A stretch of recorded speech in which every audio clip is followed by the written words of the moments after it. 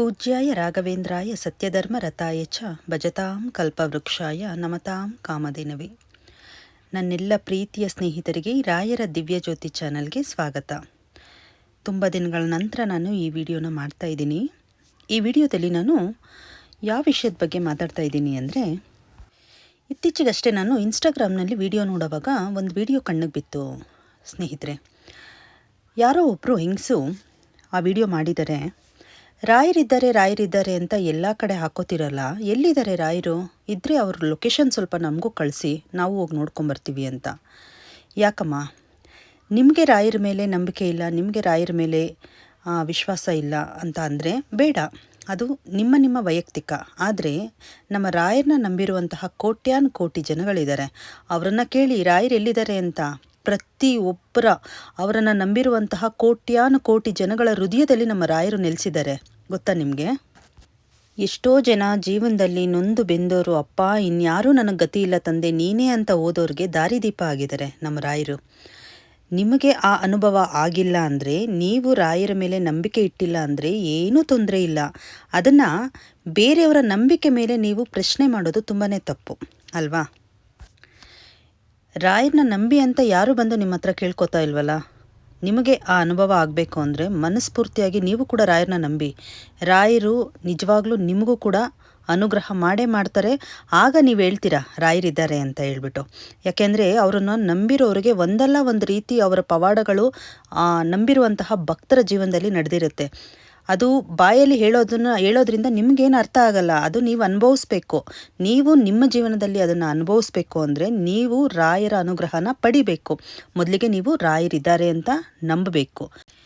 ಇತ್ತೀಚಿನ ದಿನಗಳಲ್ಲಿ ರಾಯರನ್ನ ನಂಬಿ ಇಷ್ಟು ಜನ ಪೂಜೆ ಮಾಡ್ತಾ ಇದ್ದಾರೆ, ಇಷ್ಟು ಜನ ನಮ್ಮ ತಂದೆನ ಆರಾಧಿಸ್ತಾ ಇದ್ದಾರೆ ಅಂದರೆ ಸುಮ್ಮನೆ ಅಲ್ಲ. ಅದು ಸುಮ್ಮನೆ ಏನೋ ಅವರು ಟೈಮ್ ಪಾಸ್ಗೋಸ್ಕರ ಅಥವಾ ವಿಡಿಯೋ ಮಾಡೋಕ್ಕೋಸ್ಕರ ರಾಯರ ಪೂಜೆ ಮಾಡ್ತಾರೆ, ರಾಯರನ್ನ ಆರಾಧಿಸ್ತಾರೆ ಅಂತ ಅಲ್ಲಮ್ಮ. ಅವರ ಅನುಗ್ರಹ ಆಗಿರೋದ್ರಿಂದ, ಅವರ ಜೀವನದಲ್ಲಿ ಅವರು ಅನುಭವಿಸ್ತಾ ಇರೋ ಕಷ್ಟಗಳಿಂದ ರಾಯರು ಕೈ ಹಿಡಿದು ಅವ್ರನ್ನ ಮೇಲೆ ಕೆತ್ತಿರೋದ್ರಿಂದನೇ ನನ್ನಪ್ಪ ಇದ್ದಾರೆ ಅಂತ ನಂಬಿ ನಮ್ಮೆಲ್ಲರ ಹೃದಯದಲ್ಲಿ ರಾಯರನ್ನ ನಾವು ಕಾಣ್ತಾ ಇದ್ದೀವಿ. ರಾಯರಿದ್ದಾರೆ ಅಂತ ಹಾಕೊಂಡಿದ್ದ ತಕ್ಷಣ ರಾಯರು ಎಲ್ಲಿದ್ದಾರೆ ಅಂತ ಕ್ವಶನ್ ಮಾಡ್ತೀರಲ್ವಾ? ರಾಯರು ಎಲ್ಲೆಲ್ಲೂ ಇದ್ದಾರೆ. ನಿಮ್ಗೆ ಅನುಭವ ಆಗಬೇಕು ಅಂದರೆ ನೀವು ಕೂಡ ರಾಯರನ್ನ ಭಕ್ತಿಯಿಂದ ಆರಾಧಿಸಿ, ನಂಬಿ. ರಾಯರು ಖಂಡಿತವಾಗ್ಲೂ ನಿಮಗೂ ಕೂಡ ಒಂದಲ್ಲ ಒಂದು ರೀತಿ ಕಾಣಿಸ್ಕೋತಾರೆ.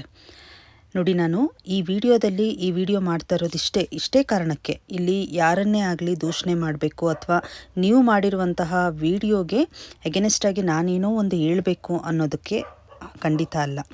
ನೀವು ಕೇಳಿರುವಂತಹ ಪ್ರಶ್ನೆಗೆ ನನ್ನ ಕಡೆಯಿಂದ ಸರಳವಾಗಿ ಒಂದು ಉತ್ತರ ಕೊಡ್ತಾ ಇದ್ದೀನಿ ಅಷ್ಟೇ. ಇನ್ನು ಆ ವಿಡಿಯೋದಲ್ಲಿ ನೀವು ಕೇಳಿದ್ದೀರಾ, ಎಲ್ಲಿ ನೋಡಿದ್ರೂ ರಾಯರಿದ್ದಾರೆ ಅಂತ. ಯಾವ ಆಟೋ ಹಿಂದೆ ನೋಡಿದ್ರೂ ಹಾಕೋತೀರಾ, ಯಾವ ಅಂಗಡಿ ಮುಂದೆ ನೋಡಿದ್ರೂ ಹಾಕೋತೀರಾ, ಯಾವ ವೆಹಿಕಲ್ ನೋಡಿದ್ರೂ ಮುಂದೆ ಹಿಂದೆ ಬರೀ ರಾಯರಿದ್ದಾರೆ ಅಂತಲೇ ಹಾಕೋತೀರಾ ಅಂತ ಹೇಳ್ತೀರಲ್ವಾ? ಖಂಡಿತವಾಗ್ಲೂ ಅಮ್ಮ, ನಾನು ನಿಮ್ಗೊಂದು ಮಾತು ಹೇಳ್ತೀನಿ. ಎಷ್ಟೋ ಜನ ಜೀವನದಲ್ಲಿ ತುಂಬಾ ನೊಂದಿರೋಂಥವ್ರು ತುಂಬ ಜನ ಇರ್ತಾರೆ, ಆಯಿತಾ?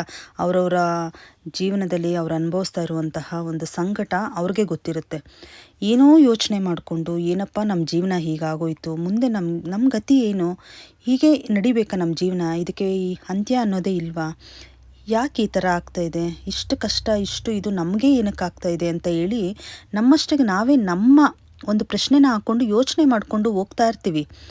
ಅಲ್ಲಿ ತಟ್ಟಂತ ಸಡನ್ನಾಗಿ ಒಂದು ಆಟೋ ಹಿಂದೆ ಆಗ್ಬೋದು, ಒಂದು ಕಾರ್ ಹಿಂದೆ ಆಗ್ಬೋದು ರಾಯರಿದ್ದಾರೆ ಅಂತ ಆ 5 ಅಕ್ಷರದ ಪದ ನಮ್ಮ ಕಣ್ಣಿಗೆ ಕಾಣುತ್ತೆ ನೋಡಿ.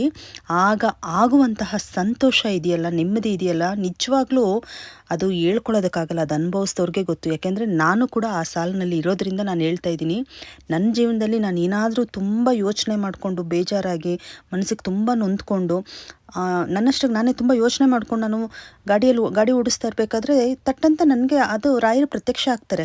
ಅಂದರೆ ಯಾವುದಾದ್ರೂ ಒಂದು ಗಾಡಿ ಹಿಂದೆ ನನಗೆ ರಾಯರಿದ್ದಾರೆ ಅಂತ ನನಗೆ ಆ ಪದಗಳು ಕಾಣಿಸಿದ ತಕ್ಷಣ ನಾನು ಎಷ್ಟು ಸಮಾಧಾನ ಮಾಡ್ಕೋತೀನಿ ಅಂದರೆ, ನಿಜ ರಾಯರಿದ್ದಾರೆ, ನಾವು ಚಿಂತೆ ಮಾಡಬಾರ್ದು. ಕಷ್ಟ ಇವತ್ತಿರುತ್ತೆ, ನಾಳೆ ಸರಿ ಮಾಡೋದಕ್ಕೋಸ್ಕರ ರಾಯರಿದ್ದಾರೆ ಅಂತ ನಮಗೆ ಎಚ್ಚರಿಕೆ ಕೊಡ್ತಾ ಇದ್ದಾರೆ. ನಾನು ಇದ್ದೀನಿ ಮಗಳೇ, ನೀನೇನು ಯೋಚನೆ ಮಾಡಬೇಡ, ಎಲ್ಲ ನಾನು ನೋಡ್ಕೋತೀನಿ, ನೀನು ನೆಮ್ಮದಿಯಾಗಿರುವಂಥ ರಾಯರು ನನಗೆ ನೆಮ್ಮದಿಯಾಗಿರುವಂಥ ರಾಯರು ನನಗೆ ಸೂಚನೆ ಕೊಡ್ತಾ ಇದ್ದಾರೆ.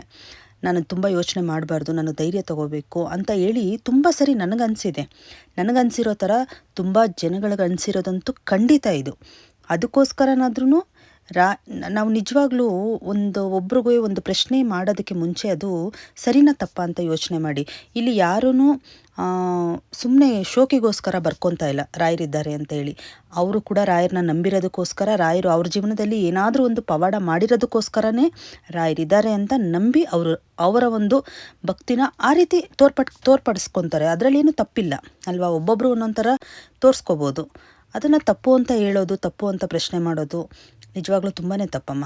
ಖಂಡಿತವಾಗ್ಲೂ ಈ ಥರದ್ದು ಯಾವುದೋ ಒಂದು ಲೈಕ್ಸ್ಗೋಸ್ಕರ ಆಗ್ಬೋದು ಅಥವಾ ಫಾಲೋವರ್ಸ್ಗೋಸ್ಕರ ಆಗ್ಬೋದು, ಈ ಥರ ಒಂದು ವಿಡಿಯೋಗಳನ್ನ ದಯವಿಟ್ಟು ಹಾಕಕ್ಕೆ ಹೋಗಬೇಡಿ.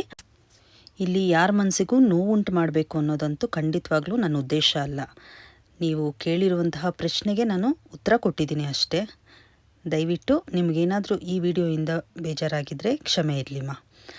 ಹಾಗೆ ಈ ವಿಡಿಯೋ ನಿಮ್ಮೆಲ್ರಿಗೂ ಇಷ್ಟ ಆಗಿದರೆ ಲೈಕ್ ಮಾಡಿ, ಶೇರ್ ಮಾಡಿ, ಸಬ್ಸ್ಕ್ರೈಬ್ ಮಾಡಿಕೊಂಡು ಹೀಗೆ ನನ್ನನ್ನು ಸಪೋರ್ಟ್ ಮಾಡ್ತಾಯಿರಿ. ಇನ್ನಷ್ಟು ಹೆಚ್ಚು ವಿಡಿಯೋಗಳನ್ನ ನನ್ನ ರಾಯರ ಬಗ್ಗೆ ನಾನು ನಿಮ್ಮ ಮುಂದೆ ಹಂಚ್ಕೊತೀನಿ. ಧನ್ಯವಾದಗಳು.